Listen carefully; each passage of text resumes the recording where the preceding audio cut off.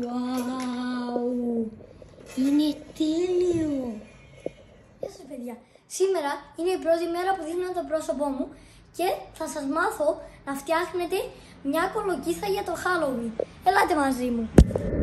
Πρώτα πρέπει να σχεδιάσουμε με ένα μολύβι, όχι με πένα ή με αρκαδόρο, με ένα μολύβι γραμμές, ένα αστέρι και μετά με τη βοήθεια ενός μεγάλου το κόβουμε, καθαρίζουμε το εσωτερικό και πρέπει να γίνει κάπως έτσι.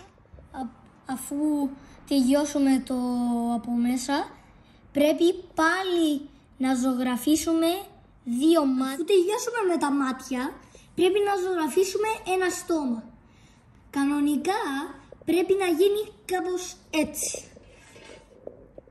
Στη συνέχεια, αφού τελειώσετε με το στόμα, πρέπει να φέρετε 2-3 κεριά. Εγώ διάλεξα 3. Εσείς μπορείτε να διαλέξετε 2. Βάλουμε τα 3 κεριά μέσα.